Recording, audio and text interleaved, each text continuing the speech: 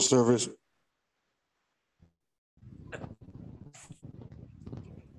for Jean Cooperberg, Ruth Miriam Bat Avraham V'Sarah. We'll begin with the familiar and comforting words of Psalm 23, first read in Hebrew by Reverend Joseph Marciano, and then I'll read a original translation in English.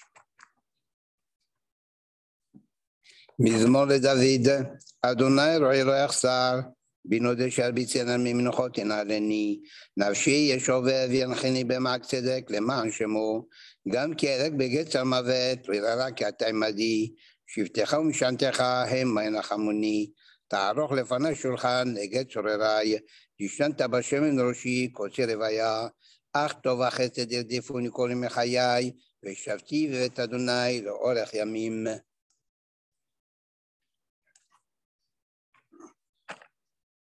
The Psalm of David. Adonai is my shepherd, so I am content. You bring me to rest in a pleasant meadow and lead me along life's gentle stream, reviving my spirit when I tire. You direct my path to teach me your ways.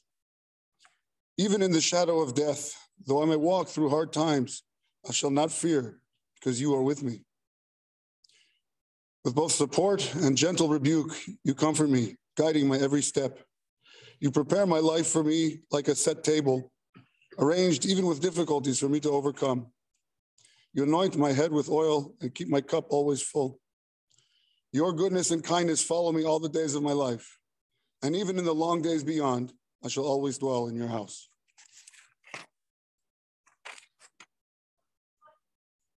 No, I unfortunately cannot, but I will endeavor to speak louder. Thank you. To give the first eulogy, we invite a longtime friend of the Cooperberg family, Rabbi Rosenblatt, who will be speaking over Zoom.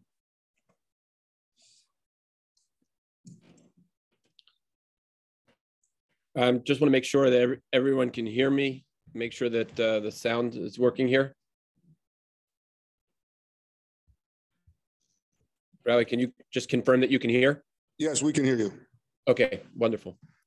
Okay, so I first, it pains me greatly to not be able to be here with Peter and Ruthie and Michael and the entire family, all of the grandchildren. It's one of the laws of the time of mourning is that mornings are at least one thing that can be shared, and so you're allowed to break your own shiva in order to attend the funeral. And so I'm glad at least I'm able to be in attendance over Zoom, and I'm sorry that it's hard for me not even to see your faces and to be present. But I chose to choose some words from perhaps one of the earliest eulogies ever of the Jewish people. Jeannie took the Hebrew name Ruth, and that this figure, Ruth, is the grandmother great-grandmother of King David. And King David gives this eulogy for his best friend in the world, Yonatan. And he says, Tsar li alecha achi Yonatan, it pains me greatly, the loss of you, my brother Yonatan. Na'amta li me'od, you brought great comfort to me. And then it's these last 5 words which are particularly noteworthy. He says, Nif'eita avatayich li mehavat nashim. It says, your love to me was more wondrous than the love of women. And the commentators all deal with this question. What does he mean by that? And so, to give you one example, the Abarbanel, the great Spanish both diplomat and rabbi, he says that this refers to Abigail. Abigail, who was this woman who gave David fantastic advice, life and reputation saving advice.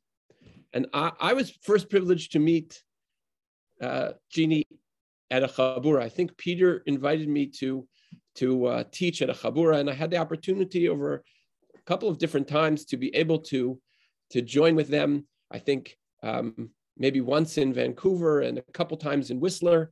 We gathered their group together and we had this wonderful discussion. And Jeannie was a woman who was incredibly bright and insightful, intellectually, undaunted. She was someone who was direct, but also curious, and her life's passions, included all of that. Whether it was her love of art or her association with various the Hebrew University of Jerusalem or different as a docent.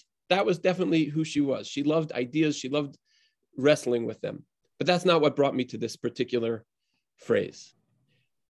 The most insightful comment comes from another rabbi, Rabbi Avraham Ben Yaakov Saba, who is a rabbi who is pushed out of Spain, lives almost at the same time of the Abarbanel.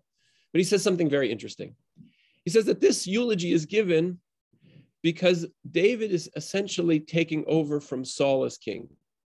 And Jonathan and David could have been competitors. Yonatan's love of David meant his own self-sacrifice.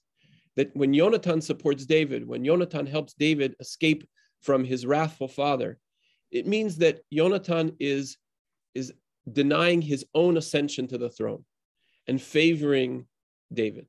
And what he means by your love to me was greater than the love of women, it's a recognition that there is something about motherly love. There's something about that David notices in the way that women act, which is particularly selfless. It's particularly about putting other people first. And the kind of person who is present for you, the kind of person who is willing to support you, to engage in that quality that recognizes that perhaps the most noble thing you can do in the world is support another person. And I think that is really sort of speaks to who Jeannie was as an exceptional person. I'm going to leave the details of this somewhat vague because I think you will hear both Peter and Ruthie speak about this in the most eloquent terms. But I can say that I had a seat at the side of this family to be able to see the absolutely remarkable relationships that Jeannie had with her husband, with Peter, with Ruthie, and with all of her friends, that she was that kind of person. She was the kind of person who put other people first. She was the kind of person who put her children and grandchildren first. I shouldn't leave Michael out of this. I was able to see that also with Michael and with all of her grandchildren. She was one of those people who was just very able to be present and to put other people first and to give them that ability to have that special place. And I think it's very true that what you sow in this world is what you reap. And over the past, 12 months, 6 months, I don't know exactly when to start the clock, but I know that Peter's been absolutely remarkable in that sense, that he has been this rock upon which she has relied and that he's been absolutely everything for her. I know that Michael and Ruthie have both been there in that way. Again, I don't want to steal anybody else's thunder, but you will hear as well how every single member of the family returned exactly what Jeannie exemplified for them, that quality that King David chooses in this first eulogy to be able to say that there's something wondrous about your friendship. There's something really special, something really exceptional, something that goes beyond. And I just would say that I personally, I really enjoyed her frankness, her honesty. I enjoyed how much that I felt that she was clear thinking and and present, and how she also just very comfortably welcomed me into her home and into her circle and into her confidence in a really special way. And I was able to see what I think are exactly the qualities that her friends found so charming in her. And I was able to see why when Peter speaks about why he is so absolutely thankful for having her in his life and the gift that she gave him, and the gift of her presence, of her company, of her love for so many years.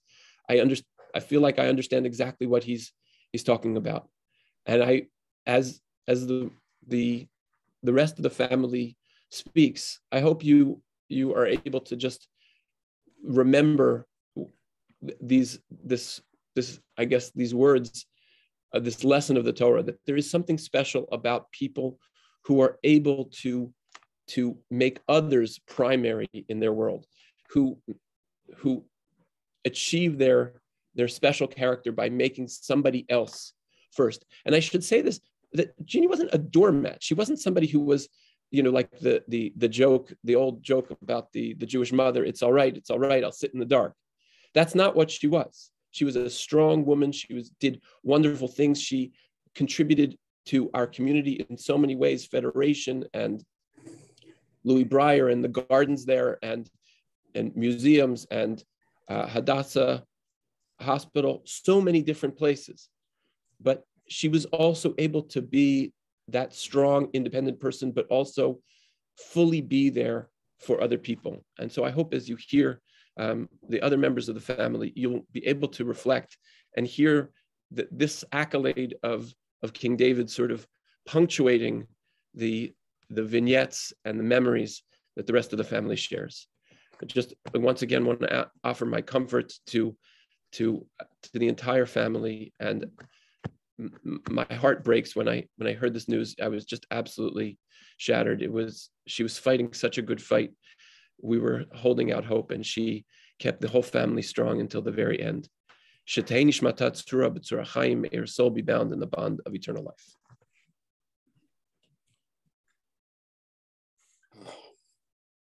As you may notice, the casket is not here with us. The family has asked it not be present. Among other reasons, it allows Kohanim, people who would serve in the temple, to participate in the service. So I appreciate that, allowing me, among others, to participate. We now invite Dr. Peter Kuperberg, Jean's husband of 56 years.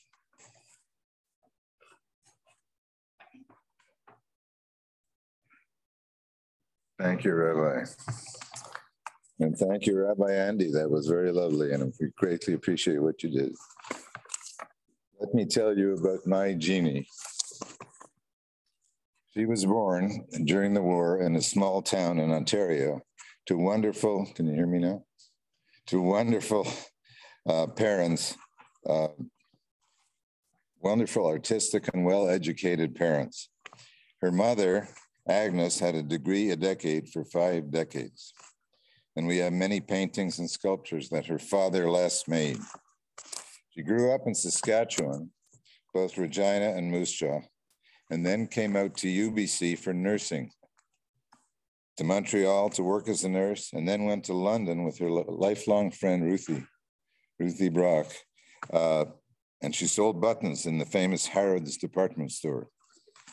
She then came back to the Montreal Children's Hospital and rapidly rose to be head nurse of the child psychiatry ward. And I rotated down in medical school to the Children's Hospital for part of the psychiatric training. And we went to a conference, a rounds at lunchtime in the child psychiatry department. And I was sitting kitty corner around this large table from this veritable vision, a beautiful, blonde, blue-eyed lady. And she was sitting next to the chief of the department. And he was a renowned guy. And he seemed to be paying attention to what she was saying. So I figured not only was she beautiful, but she was also important. So this was quite something. And then I was too nervous to talk to her, and I didn't talk to her at that time. Well, the other thing was, it looked like she was looking right into my eyes the whole time. I subsequently found out that she wasn't wearing her glasses and she couldn't see me at all. I rotated back there a couple of times, and though I passed her occasionally in the halls, I was always too nervous. My heart would start going, I got sweaty, and I never talked to her. And then one time when I was an intern, I rotated back to Children's for 1 week. And in fact, I was doing a surgical rotation, so I had a green scrubs kind of shirt, and she thought I was a surgeon. What happened was I put my tray down at the table, and there was nobody across from me. And then I went to check my mail, where the mail was in the mailroom.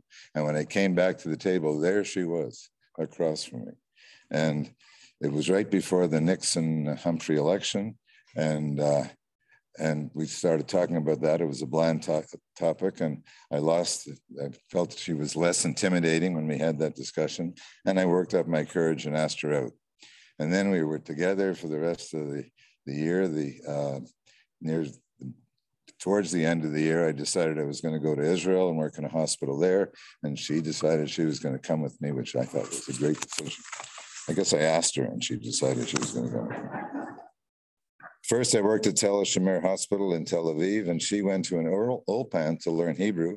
And in the afternoon, she used to go down with her friend to the beach. So she was having a good time there too. Then we got married, went to live on a kibbutz on the Lebanese border. It was a longer story. I was at the kibbutz doctor, and she worked as a dental assistant. Part of her job was to bicycle around the kibbutz and try and force these brave kibbutzniks to come to the dentist. And then she helped the dentist when they were back. And then Ruthie was born. And then we came back to Vancouver, and subsequently Michael was born. And I was busy becoming and being a radiologist, but she had enough to do at home. But she found time to volunteer with Hadassah. She and Bonnie ran the silent auction at the famous bazaar, and then the Pro-Am at Richmond Golf Club, and she loved doing all that stuff. She was a chairperson of the P2K partnership, if you remember, a partnership with parts of Israel, and the part of Israel that Vancouver was a partner with was where the kibbutz was. So she had to go over there several times.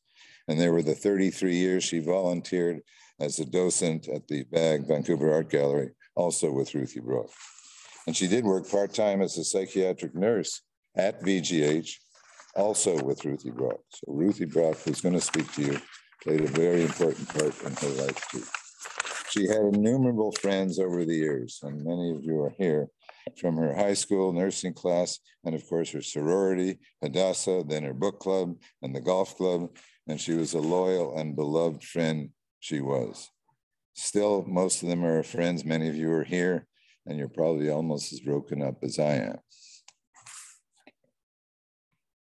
In the emails and texts that her friends sent me were various comments. As the rabbi mentioned, lovely, delightful, concerned, patient, and kind, smart, dedicated, warm person, ray of sunshine, her smile and quiet beauty, beautiful and intelligent, warm voice and lovely smile, a sparkle of goodness through and through, dear and discreet presence, sense of humor and lovely laugh. I want to make special mention about Jane Shadley, who in the beginning took care of our kids when we went on holidays, way back when, almost 50 years ago. And then more recently has been taking Jeannie for walks up at Whistler, and especially Ruthie Brock, with whom she has been best friend forever for about 60 years. Jeannie was maid of honor at her wedding, and still her best friend up till very recently. You will hear from her. Her family, she grew up with two sisters, the third Ruthie, or I guess first of the three Ruthies, and Mary and a cousin Gay, all of whom always looked up to her, and I'm told did whatever she asked. She was very close to my brother David, and especially his wife Michelle, as well as my cousin Jerry, and his wife Harriet, who are all here supporting us. She really took care of my mother. When my mother was degenerating into Alzheimer's, she at various times flew off to Montreal, Florida, Palm Springs, whenever my mother got into some sort of trouble. She really loved Jeannie, and she called her her guardian angel. I think a little later into her disease, she called her guardian. She resisted moving to Vancouver, but the first time Jeannie said, it's your turn, you go to Montreal and take care of her in Montreal, I got there late at night and I went to the hospital and she was very meek and tired. And I said, guess what? You're moving to Vancouver. And she meekly said, okay. So I didn't have to go, or Jeannie had to go traipsing around to find her again. And our kids, as Ruthie will tell you, she was Ruthie's best friend and confidant and did all sorts of events together and on the phone almost every day. And with Michael, she was impressed with the work he did and the respect he was always shown by his colleagues. She was always there for him, especially helping with Lev, whom she loved very much. She was so proud of Cooper, especially in his athletic prowess in basketball and subsequently golf. He's traveling around the Mediterranean just now, so he couldn't be here with us today, but he is watching on Zoom. And he did send me a letter today, and I gave it to Talia, who's also going to speak, and she'll tell you some more. Talia had a special bond with her. Among other things, she liked to come with us to Bard on the beach and then explain the plots to us. And once she told us that that actor is playing a dramatic role now, but 2 years ago in another play, she played a comedic role, which we hadn't appreciated that we'd ever seen her before. So that was. And Jeannie really, really wanted to go to Talia's law school graduation in London in July.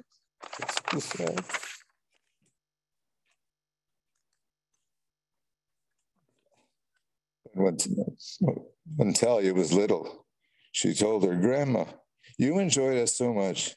Did you ever think of having kids of your own?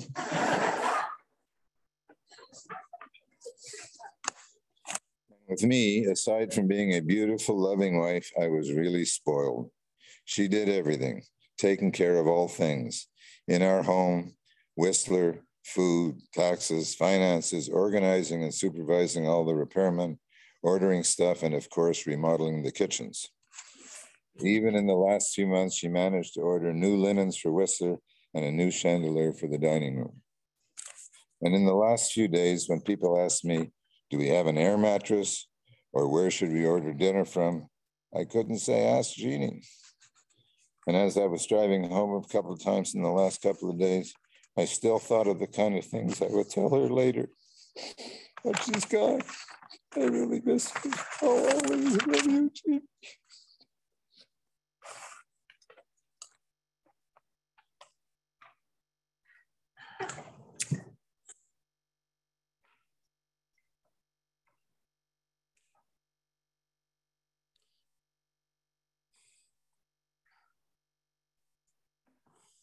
Now invite Ruthie's daughter, Ruthie Sugarman, Jeannie's daughter, to speak.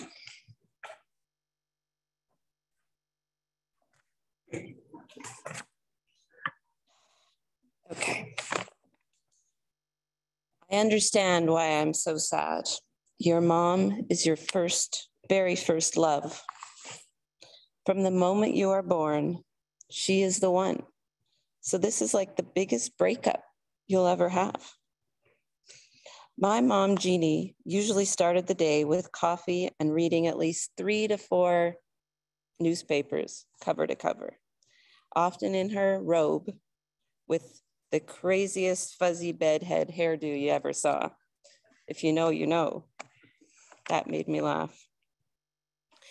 When I was young, she was very involved in raising funds for Hadassah. Apparently, I reported to my grade 1 class, my dad is a doctor, and my mom sells lottery tickets in Park Royal. I had no idea this was one of her many volunteer jobs. I just remember thinking how proud I was and how special it was to enter Park Royal and see my mom in this prominent position in the center of the mall. She was one cool cat. Her deep voice, her smile, her calm demeanor, her intellect, and her dry sense of humor. These qualities attracted so many people to her. And these people followed her and became her lifelong friends through nursing and through her 32 years as a docent at the Vancouver Art Gallery. For me, she was my sidekick in life. She wanted to know everything that was happening to me. She was my living diary. She needed to know what the kids were up to, my friends, every detail about my work. Who was buying what? What were they thinking? What was our strategy? Are they crazy? They should have taken that offer. And she was as joyous about things happening to me as though they were happening directly to her. She was my #1 fan. What did we do together? Everything. And we laughed. Neither of us had to finish a sentence, and we were laughing before the end. On a spa trip together once, we decided to get fully body wrapped in rosemary and oils, and they wheeled us into a dark space with others quietly relaxing. My mom panicked, feeling a bit claustrophobic. Ruthie, she whispered, "Where are you? I need to get my arms out." And as I lay there fully mummified myself, I started laughing. What would you like me to do about it? We giggled uncontrollably until someone saved us. Many of you have seen those stunning photos of Jeannie when she was younger, those cheekbones, blue eyes, long blonde hair. She was smart and beautiful, and it's no wonder my dad was smitten. My mom adored my dad. She was so proud of all his professional successes, admired his endurance for sports and passions, and enjoyed letting him be the center of attention. Their love was bursting. My mom was far from athletic, but with perseverance, my dad got her to enjoy skiing and then golfing, and that made up a lot of their time together. They were a couple that just worked. They were independent in many ways, yet loved doing so much together. And through all this illness, Dad, you were her pillar of strength. You cared for her, you took on her worries, and for that, I thank you. Michael, your life at Whistler together and seeing Lev each weekend were highlights of her life.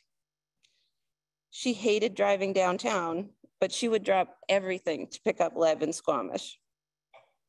You were her baby, and she always wanted to make sure you were okay. Danny, you and my mom were good friends. She confided in you, sought your advice, and she guided you on how to live with me. And for that, I thank her too.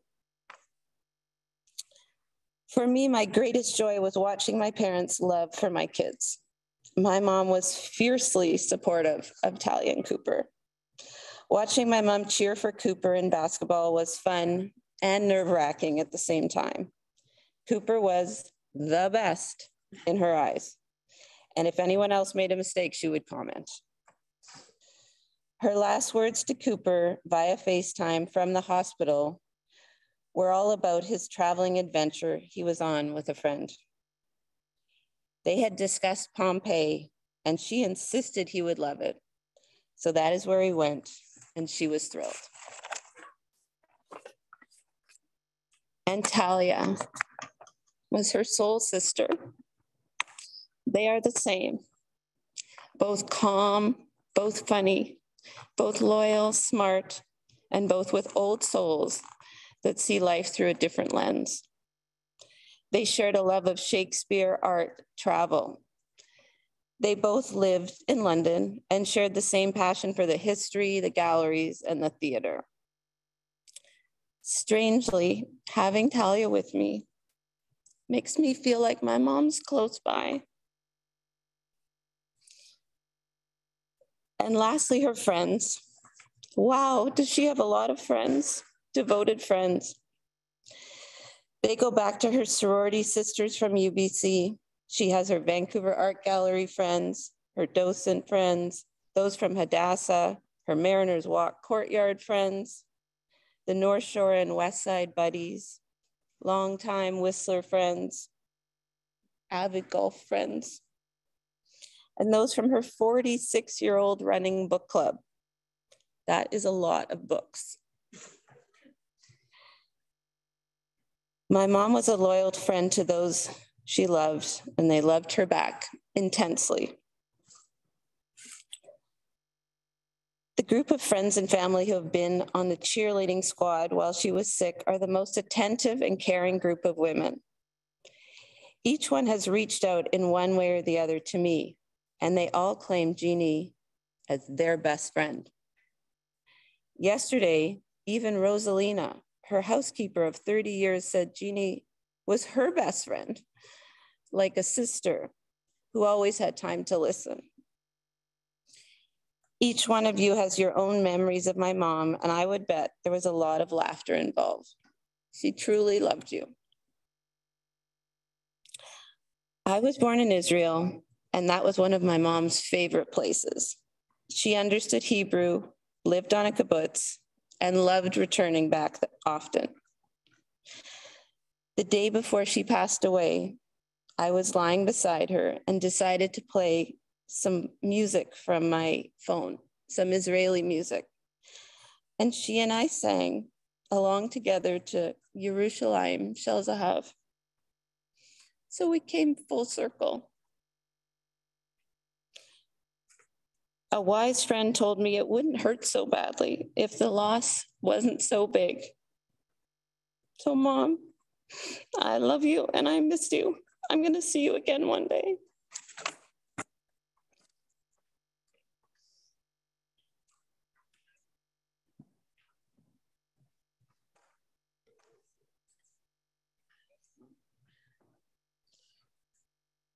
I invite Ruth Brock, Jeannie's lifelong friend, to share some words.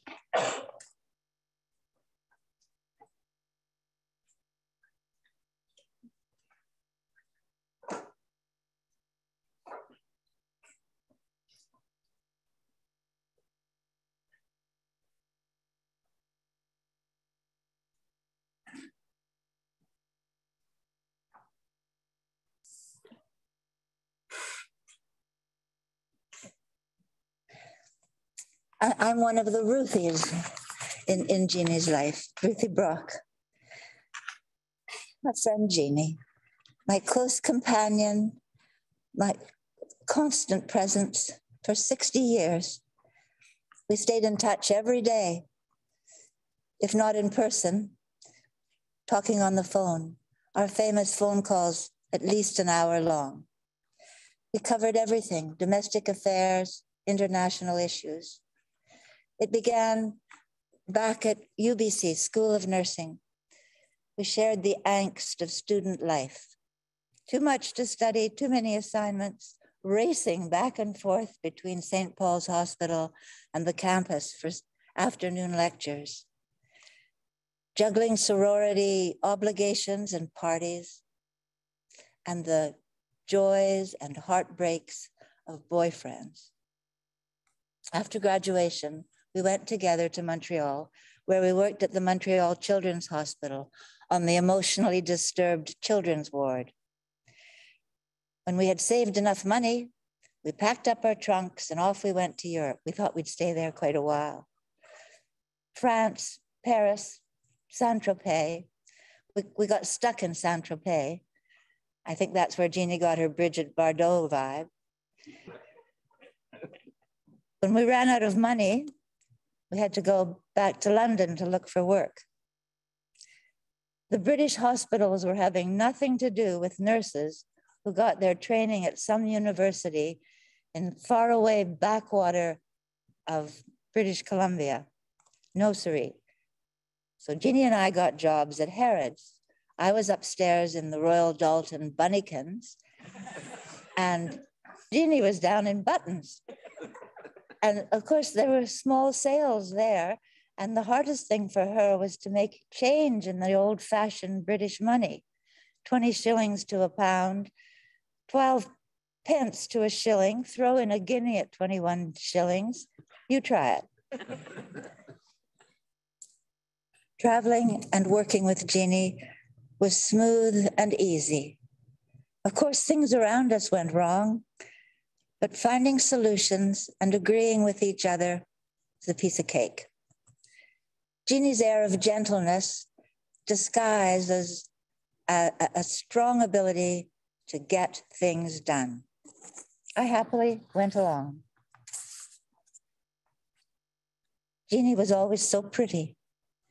Men were attracted to her like bees to honey. And often her date found one of his friends for me, so that was fun.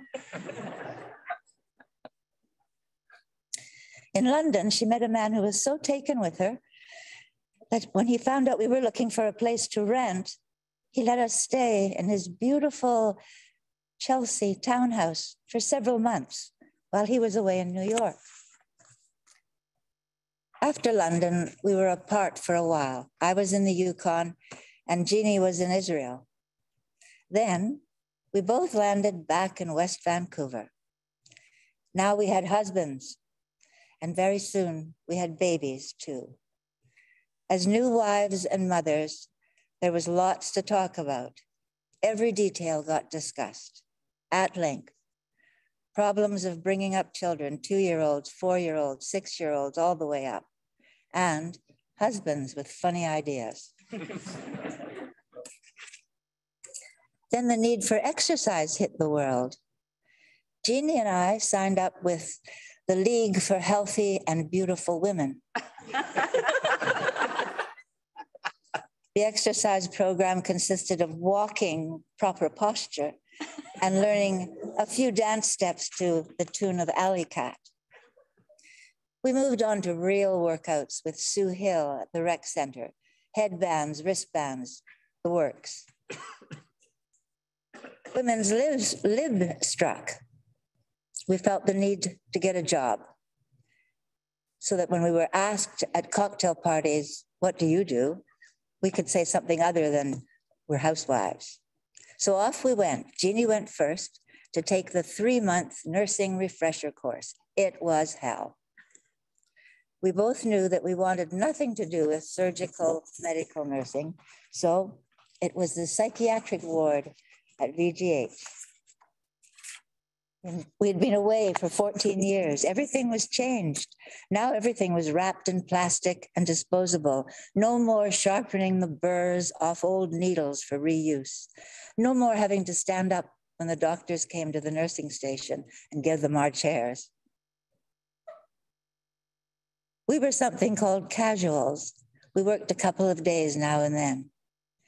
For 20 years, everyone there on the psychiatric ward, including the patients, found Jeannie and I interchangeable, calling me Jeannie and her Ruth.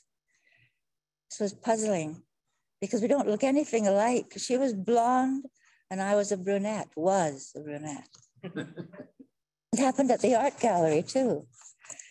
We were both always interested in art and we always knew we wanted to be docents. So when the time was right, we took the rigorous training course to be volunteer art educators, docents.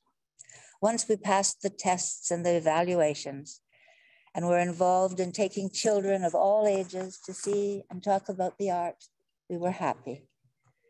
I did this for 30 years and Jeannie did it even longer.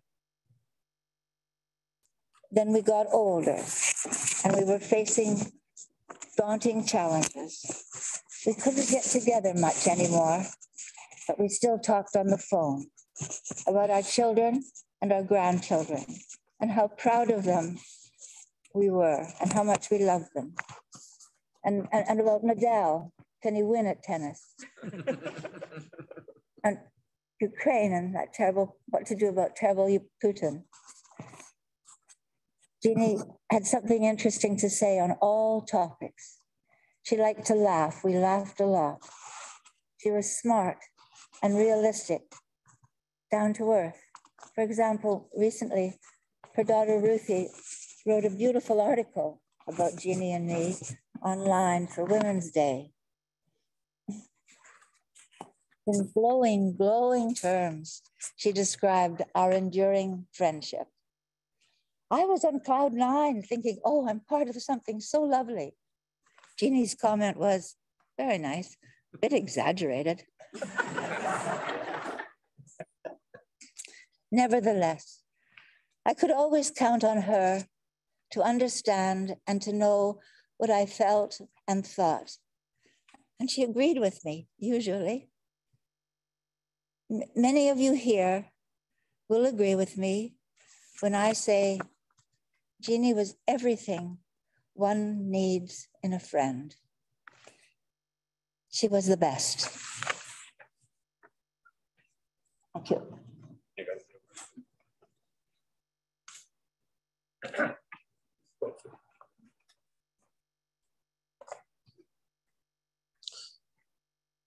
We now invite Ruth Kurtz, Jeannie's sister, to speak.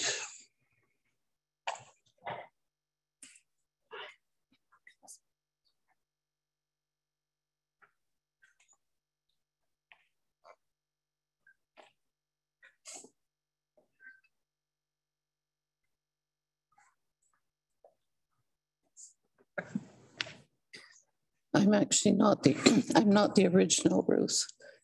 There is a grandmother Ruth as well. And oh, can you hear? Should I talk into one of them more carefully? Not this one? Up?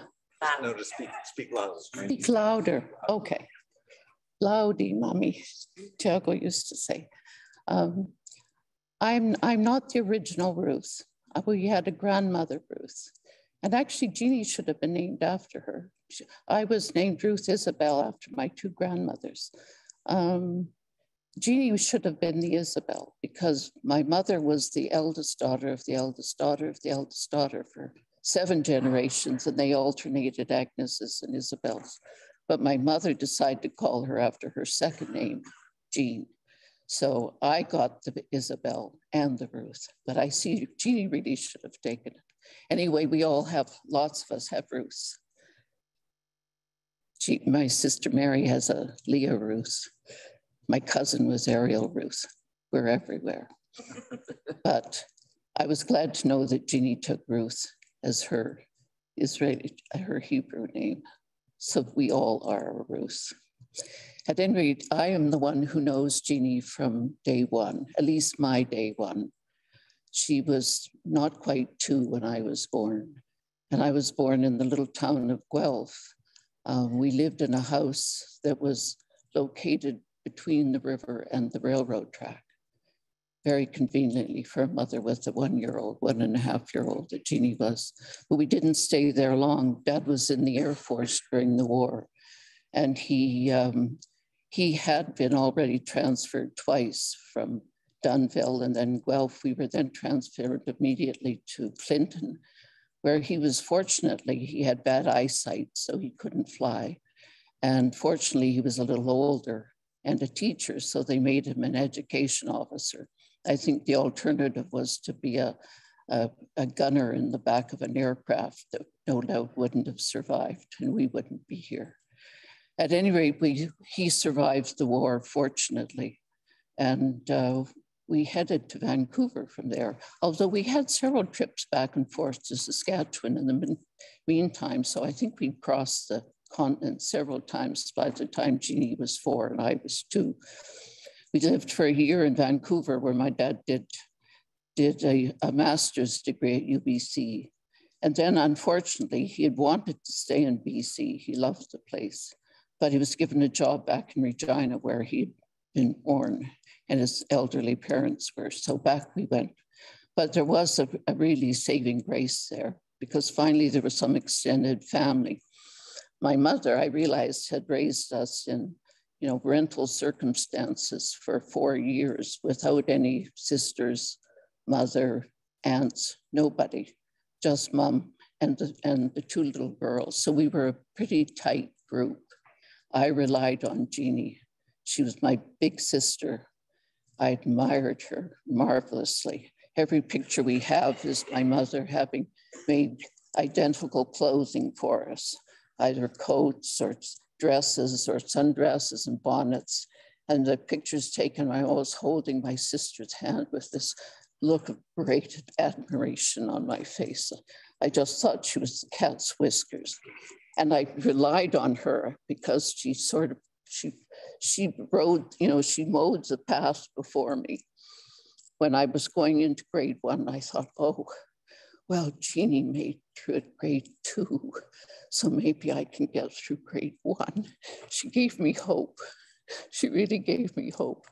And she was a very strong character. Our mother was an incredibly strong character, an irresistible force. And if I said no to her, it just didn't work. So I had to give up saying no. Jeannie, however, had a different tactic. And I remember particularly when she was, I guess she'd be 13, Mom wanted her to do her grade 8 piano exam. And Jeannie refused. She wasn't going to do it. There was nothing Mom could do to persuade her. The only thing that worked was she promised that if she did the exam, Jeannie could have a dog. We got a dog.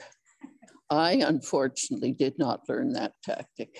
I ended up having to do the grade 10 exam and then the ARCT exam, and I didn't get a dog.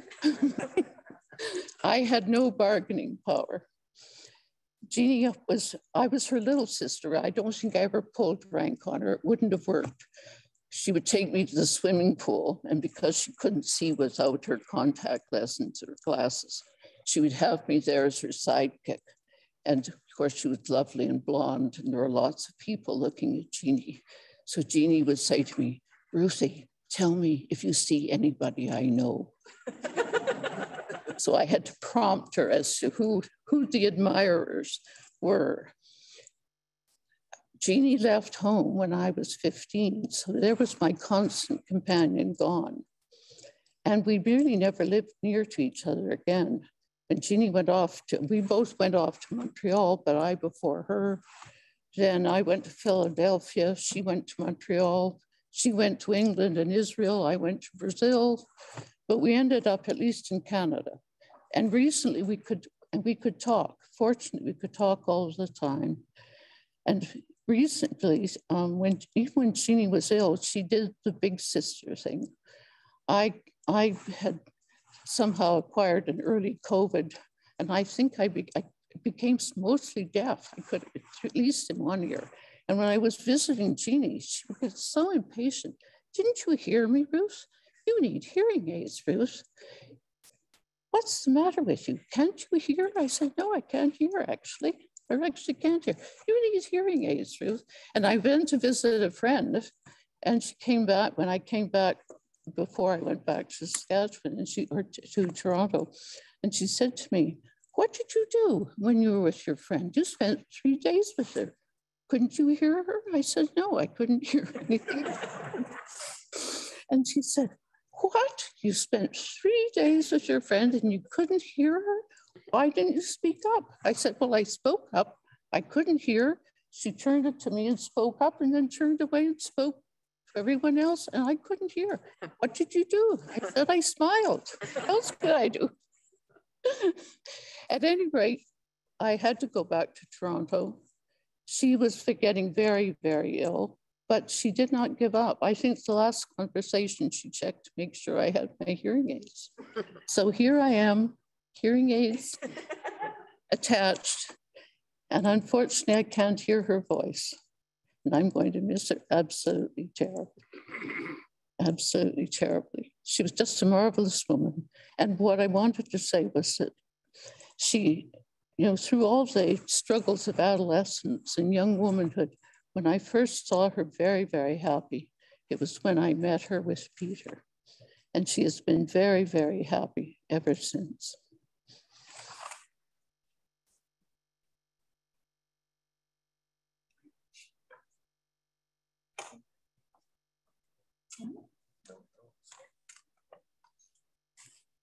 Lastly, we invite Jeannie's granddaughter, Talia Sugarman.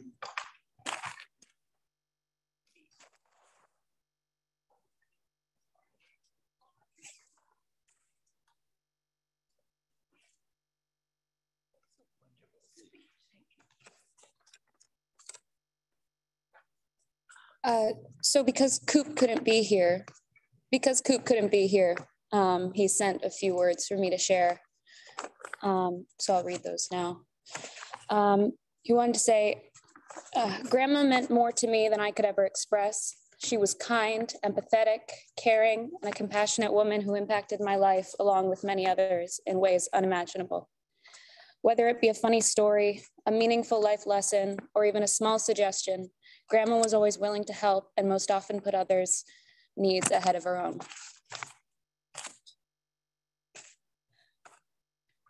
It's difficult for me to express in words how much the time that I've been so privileged to spend with my grandma has meant to me. Her presence throughout my childhood, spoilt with love, understanding, curiosity, and art. She has ingrained in me a deep love of cheese and crackers that continues to be my sustenance. I remember many times making spicy hot chocolate and Whistler, playing endless board games, reading books together in my twin bed, walking through Sunday markets in the summer, indulging me in zip lining and ropes courses and anything that I could handle.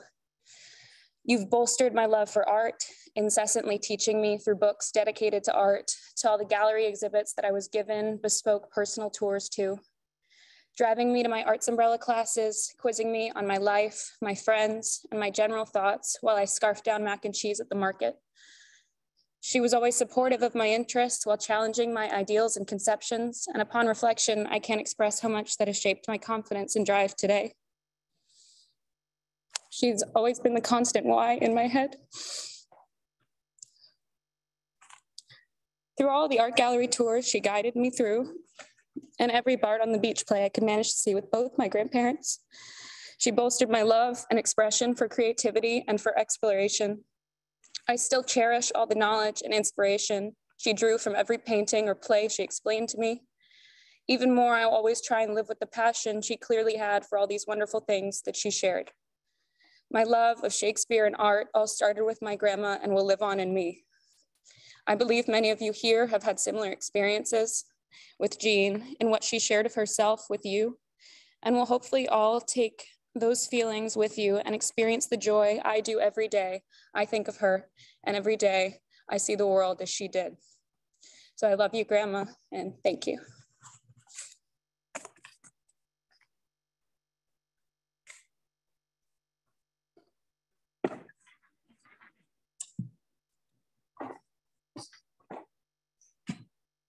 We now conclude the memorial service with a prayer, the El Malei Rachamim, in which we beseech God to receive Jeannie's soul with love and tenderness in the world to come.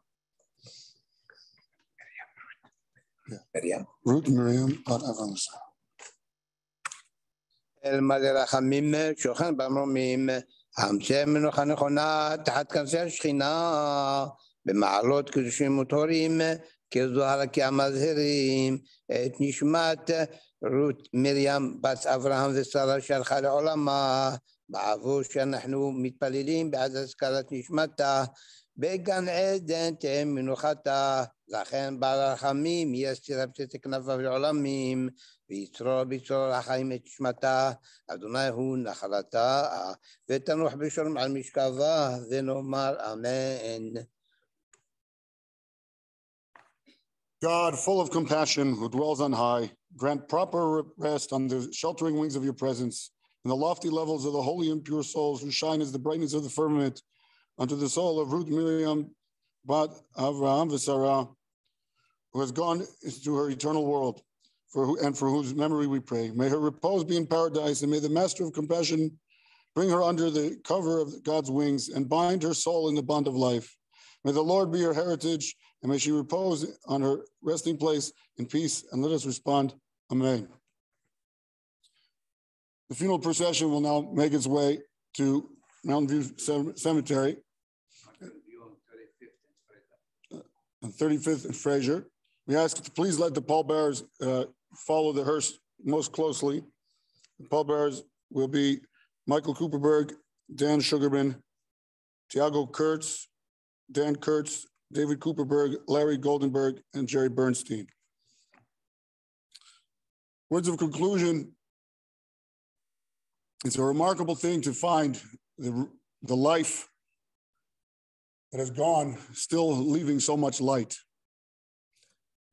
So much kindness, so many warm memories that are shared from a life richly lived. The love that is shared between husband and wife is something our sages describe as eternal. We in Judaism don't say until death do us part. Instead, we stay under the chuppah that it's a binyan adei ad, a building that will go on forever. This is the next step, and may she rest happily and continue the journey. Thank you for coming.